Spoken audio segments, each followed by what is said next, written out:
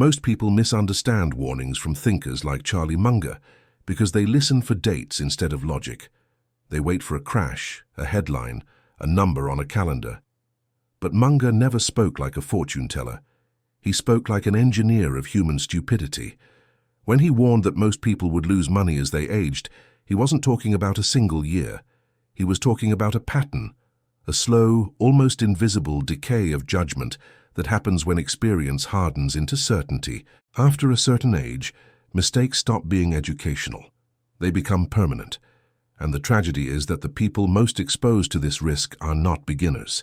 They are competent adults who believe they've already figured life out. This video is not about fear. It's about intellectual wakefulness. And if you're over 35, it's about whether your mental operating system is still compatible with the world you're trying to survive in. This warning is not about 2026. It's about you people love concrete predictions because they remove responsibility. If someone says 2026 will be bad, you can wait. You can prepare emotionally without changing behavior. Charlie Munger despised that kind of thinking. His real warning was never about a year. It was about a trajectory, about what happens to adults who keep using outdated mental models while the environment quietly changes around them. After 35, most people stop upgrading how they think. They confuse experience with wisdom. They repeat strategies that once worked, not because they're optimal, but because they're familiar. Familiarity feels safe, and safety is seductive. The danger is not market volatility. The danger is cognitive rigidity. When inflation changes incentives, when technology rewrites careers, when capital concentrates faster than wages grow, the person who refuses to adapt doesn't notice the loss immediately. It shows up gradually. Lower purchasing power, fewer options, more anxiety masked as normal life stress. Munger understood something brutal. Reality doesn't care how hard you work to earn your beliefs. If your assumptions are wrong, you will pay. Slowly at first, then all at once. This is why age becomes a liability instead of an asset for many. Not because they lack intelligence, but because they stop questioning their own playbook. They protect their identity instead of their capital. They defend past decisions instead of optimizing future ones. The tragedy is subtle. From the outside, these people look fine, good careers, stable income, respectable lives, but underneath their margin of safety is shrinking, and they don't feel it until it's gone. Munger's real message was simple and unforgiving. If you don't consciously upgrade your thinking as the world evolves, time will turn against you. Not dramatically, methodically. Losing money in this sense is just a symptom. The real loss is optionality, and once that's gone, no calendar year can save you. After 35, mistakes become expensive. When you are young, error is a teacher. When you are older, error is a tax. This is the asymmetry most adults underestimate, and it's where Charlie Munger's thinking becomes uncomfortable. At 25, a bad decision costs time. You still have decades of optionality. You can change careers, rebuild capital, experiment with risk. Society even expects instability. Failure is tolerated because the runway is long. After 35, the runway shortens. Responsibilities compound. Fixed costs harden. Your lifestyle, your identity, and your social role become entangled with your income. At this stage, the same mistake doesn't teach you a lesson. It restricts your future. This is not about fear, it's about mathematics. A poor investment decision at 40 doesn't just lose money, it loses recovery time. A wrong career bet doesn't just delay progress, it locks you into dependency. A bad financial habit doesn't just slow growth, it compounds fragility. Munger often emphasized avoiding irreversible outcomes. He understood that life is not symmetric. Losses later in life carry more weight because you cannot simply make it back with time. The margin for stupidity shrinks, even if intelligence remains. Here's the uncomfortable truth. Most people increase risk at the exact moment they should become more selective. Not because they are reckless, but because they are tired. They want certainty. They chase stability signals instead of resilience. They accept roles that pay well, but kill learning. They overcommit to lifestyles that demand constant income. They invest based on consensus instead of understanding. Each decision feels reasonable in isolation. Together, they create a trap. The cruel part is that nothing collapses immediately. The system allows slow decay. You keep earning. You keep consuming. You keep telling yourself you're being responsible. Meanwhile, your exposure to a single failure point increases. Munger's insight was not pessimistic. It was precise. He knew that the cost of being wrong rises with age, not because people get worse, but because the environment becomes less forgiving. After 35, survival is no longer about bold moves. It's about intelligent avoidance.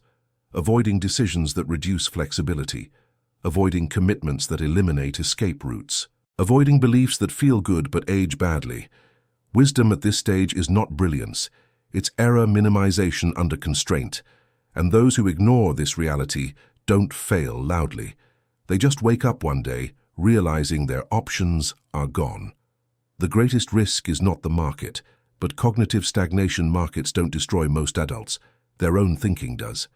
Charlie Munger was obsessed with one idea that almost no one wants to confront. Stupidity is not the absence of intelligence. It is the refusal to update beliefs. And this refusal becomes more common, not less, as people age. After a certain point, experience turns from an asset into a shield. People stop asking, "Is this still true?" and start saying, "This has always worked." The world, of course, does not care. Cognitive stagnation is subtle. It doesn't feel like ignorance. It feels like confidence. You've seen cycles. You've survived crises. You've earned credentials, titles, and social proof. That history quietly convinces you that your mental model is finished, polished, complete. But the environment keeps changing. Technology reshapes labor faster than resumes can adapt. Capital moves globally, while wages remain local. Incentives mutate. What once rewarded discipline may now punish rigidity. The danger is not missing information. The danger is filtering out information that contradicts your identity. Munger understood that the human brain is excellent at defending past decisions. We rationalize, justify, and explain away evidence that threatens our self-image as competent adults. This is why smart people stay wrong longer than average ones. They are better at explaining why they're right. The investor who refuses to study new structures. The professional who dismisses new tools as fads. The saver who assumes old rules still apply. None of them feel reckless. They feel prudent. That's what makes this risk so lethal. Cognitive stagnation doesn't announce itself. It doesn't show up as failure. It shows up as stagnation disguised as stability. You're not losing money dramatically. You're losing relevance quietly. Munger's core discipline was relentless learning, paired with brutal self-doubt. Not insecurity, but humility toward reality. He believed that the moment you stop destroying your own ideas, the world will do it for you. This is why he warned against overconfidence more than ignorance. Ignorance can be fixed. Arrogance calcifies. Most people over 35 don't lack information. They lack intellectual flexibility. They don't ask, "What if I'm wrong?" They ask, "Who agrees with me?" And that question is fatal in a world that rewards adaptation, not seniority. The market doesn't punish age. It punishes outdated thinking. And it does so without emotion, apology, or explanation. If you want to understand why people lose money later in life, stop looking at charts. Look at how rarely they change their minds. The system was never designed to save you. One of the most dangerous beliefs among financially responsible adults is the idea that the system will eventually reward them for doing things the right way. Work hard, save consistently, follow the rules, be patient. Charlie Munger never believed this fairy tale. He understood that systems don't care about fairness, they care about incentives, and the modern economic system is not optimized for late financial security. It is optimized for efficiency, leverage, and capital concentration. For decades, people were taught a linear story. Education leads to career, career leads to stability, stability leads to comfort. That story worked under specific conditions: demographic growth, rising productivity, cheap assets, and expanding middle classes. Those conditions no longer exist in the same form. Inflation quietly erodes purchasing power while salaries lag. Asset prices inflate faster than wages. Technology compresses labor value while amplifying capital returns. None of this is a conspiracy. It's arithmetic. The system rewards those who understand second-order effects. It punishes those who rely on promises. Many adults feel betrayed because they did what they were told and still feel financially fragile.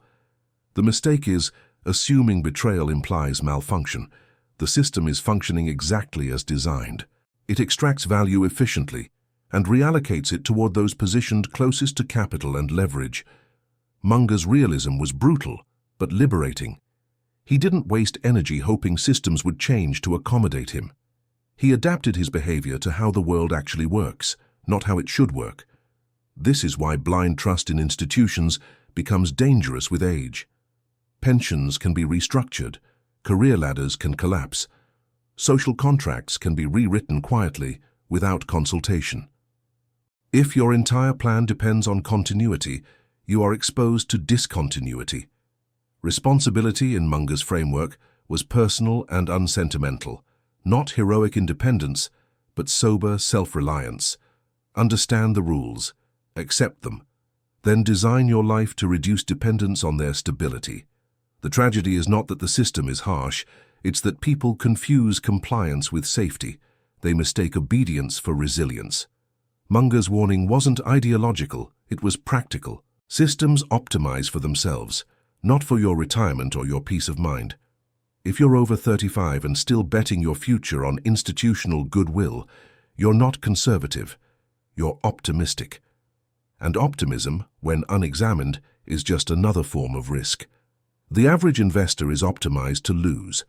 The average investor does not fail because markets are unfair. He fails because his behavior is perfectly aligned with losing.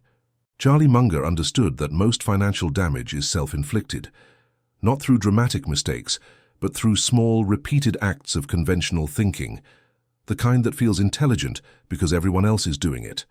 The typical investor diversifies without understanding. He follows consensus to avoid social discomfort.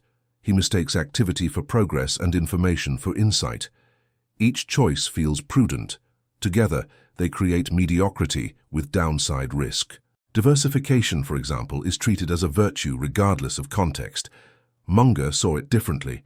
He believed excessive diversification often signals ignorance. When you don't understand what you own, spreading money widely doesn't reduce risk. It hides it. Another failure is outsourcing judgment. Investors rely on analysts, headlines, gurus, and formulas to think for them. This creates the illusion of safety, but borrowed conviction collapses under pressure. When volatility arrives, so does panic. Munger's discipline was simple but rare. Avoid stupidity before trying to be clever. Most people invert this. They chase returns first and ask questions later. They want upside without discomfort. They want certainty without effort. The investor optimized to lose seeks reassurance, not truth. He wants confirmation that he's normal, not evidence that he's right. He prefers strategies that sound respectable over ones that are robust. This is why average results persist. The system rewards those who think independently and punishes those who seek social validation through money. Markets are not democratic. They don't reward participation. They reward accuracy. What makes this especially dangerous after 35 is emotional attachment. By this stage, financial identity is tied to self-worth. Admitting ignorance feels humiliating. Changing strategy feels like admitting past mistakes. So, people double down. Munger had no patience for this psychology. He believed ego was a hidden tax on returns. The smarter you think you are, the more expensive it becomes. The irony is painful. The behaviors marketed as safe are often the most fragile. The behaviors labeled boring, patience, concentration, inaction, are the ones that compound. Losing money later in life rarely comes from one catastrophic bet. It comes from being perfectly average in a world that increasingly punishes average thinking. Comfort is often mistaken for safety. One of the most expensive illusions in adult life is the belief that comfort equals security. Charlie Munger saw this clearly, and he warned against it repeatedly, though not always explicitly. Comfort feels like stability, a predictable salary, a familiar role. a lifestyle calibrated to monthly income. On the surface, everything looks under control. But beneath that calm surface, fragility often grows. True safety comes from resilience. Comfort comes from routine. The problem is that routines assume continuity, while reality specializes in disruption. After 35, many people optimize their lives to avoid discomfort. They lock in expenses, they narrow their career identity, they trade learning for predictability. Each choice reduces short-term stress while increasing long-term vulnerability. A high income can be dangerous if it requires constant performance under conditions you don't control. A stable job can be risky if your skills are not portable. A comfortable lifestyle can be fragile if it collapses the moment cash flow stops. Munger understood that what looks safe in a stable environment can become lethal in a changing one. He focused relentlessly on margin of safety, not appearance of stability. He asked one question repeatedly: what could break this? Most people never ask that question because comfort numbs curiosity. When things work, we stop examining why they work. We stop imagining failure modes. We assume tomorrow will resemble today. This is how adults walk calmly into financial traps, not through greed, but through inertia. The danger compounds because comfort is socially rewarded. You look successful, responsible, settled. No one warns you that your flexibility is eroding. No one points out that your options are narrowing. Munger's mindset was the opposite. He was willing to look temporarily wrong, unfashionable, even uncomfortable if it increased long-term robustness. He preferred durable advantage over short-term peace of mind. The paradox is harsh. The more comfortable your life becomes, the more carefully you must examine its fragility. Comfort should trigger analysis, not relaxation. After 35, safety is not about eliminating discomfort. It's about choosing which discomforts build strength and which ones quietly weaken you. Those who fail to make this distinction don't collapse dramatically. They simply discover too late that their comfort was rented, not owned. What it really means to wake up. After 35, waking up after 35 has nothing to do with chasing trends, trading faster, or finding secret income streams. Charlie Munger would have dismissed all of that as noise. To him, awakening was about recalibrating how you think under constraint. At this stage of life, you are no longer optimizing for maximum upside. You are optimizing for durability. That requires a different mental posture, fewer bets, deeper understanding, and far more attention to second-order consequences. To wake up is to stop asking, "How do I make more money?" and start asking, "What could permanently damage my position?" This shift alone eliminates most bad decisions. It also means accepting that time is now your scarcest asset. Not money, not energy, time. Every commitment you make must justify its long-term cost, not its short-term reward. Munger believed that rational people redesign their lives as constraints change. They don't cling to identities built for earlier versions of themselves. They evolve deliberately. Waking up means auditing your dependencies. Who controls your income? How fragile is your skill set? How many assumptions must remain true for your lifestyle to survive? These questions are uncomfortable, which is why most people avoid them. It also means reducing exposure to stupidity, including your own. You say no more often, you simplify. You eliminate decisions that don't meaningfully improve your position. You trade excitement for clarity. This is not retreat. It is precision. Munger admired people who could sit still, do nothing, and wait for obvious opportunities. Most adults can't do this because stillness forces self-confrontation. Waking up requires tolerating that discomfort. Another sign of awakening is independence of mind. You stop caring how your choices look to others. You care whether they compound. Social approval loses relevance when it conflicts with long-term survival. Finally, waking up means understanding that freedom is not a finish line. It is a byproduct of correct decisions repeated over time. No hacks, no shortcuts, just disciplined avoidance of irreversible mistakes. After 35, success is quieter, less visible, more internal. Those who wake up don't look impressive on the surface, they look boring. But boring when designed correctly is extraordinarily hard to break.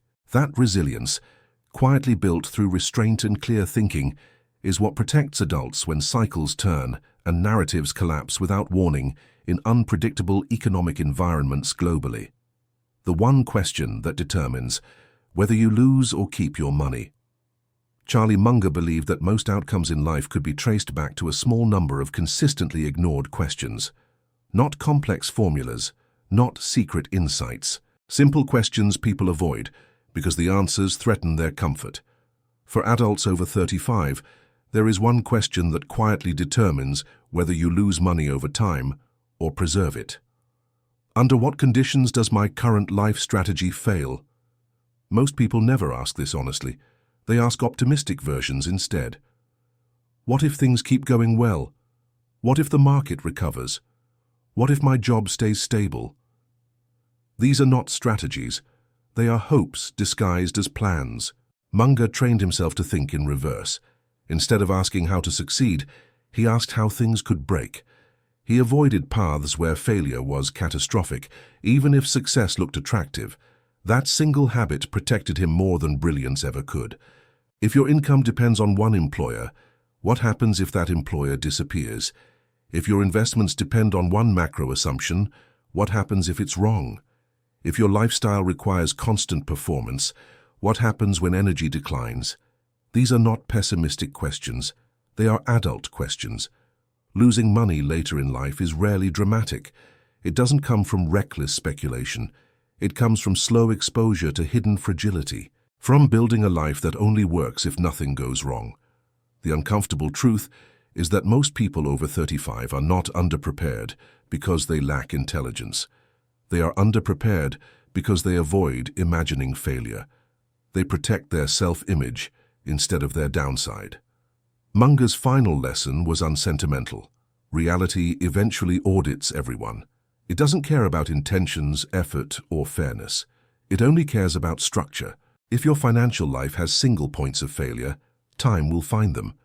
If your thinking relies on outdated assumptions, change will expose them. If your strategy requires optimism to function, it is already broken. The people who avoid losing money are not the most aggressive or the most confident. They are the most realistic. They design their lives so that when the world surprises them, the surprise is survivable. This is what it means to wake up. Not panic, not radical change. Just the courage to ask better questions and remove what can destroy you. Because after a certain age, wealth is not about winning more, it's about staying in the game. And the game only rewards those who understand how easily it can end.